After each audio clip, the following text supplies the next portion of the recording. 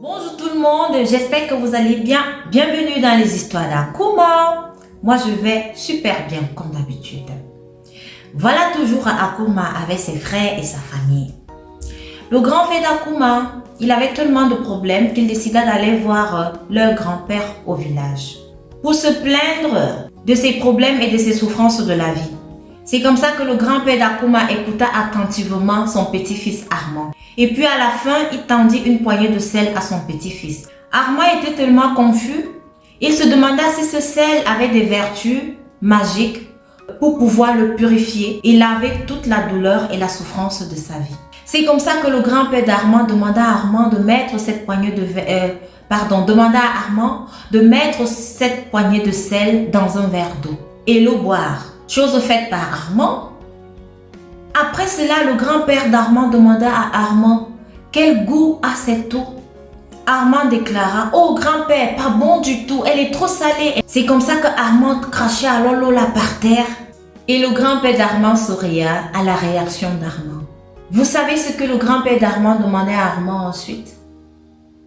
Il lui demanda de prendre une autre poignée de sel et d'aller la verser dans le lac près du village. Armand et son grand-père marchaient donc alors jusqu'au lac.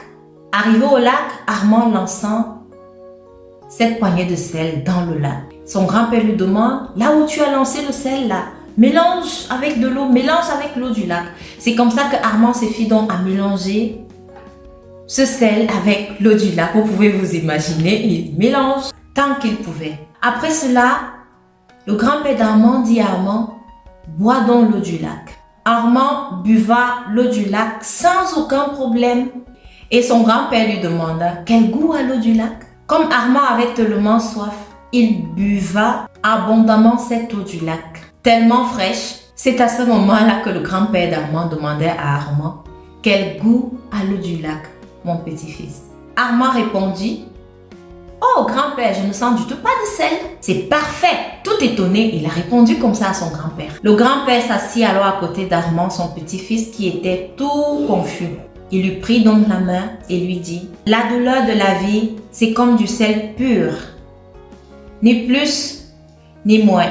La même quantité de sel ajoutée à un verre d'eau n'aura pas le même effet que cette quantité de sel ajoutée à un lac.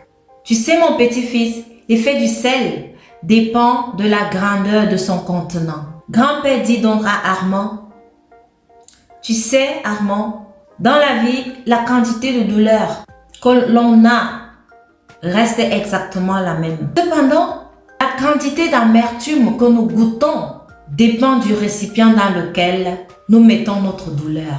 Donc, Armand, quand tu souffres, la seule chose que tu peux faire, c'est d'élargir la perception des choses. » Mes amis, si vous avez compris la morale de cette histoire, arrêtons d'être des verres d'eau, devenons un lac. Lorsque vous avez des douleurs, lorsque vous avez beaucoup de problèmes dans votre vie vous dépasse, écoutez cette histoire. Je pense qu'elle va vous donner du courage, elle va vous donner de la force. Bon dimanche à vous. Merci de m'avoir écouté. Et n'oubliez surtout pas de vous abonner.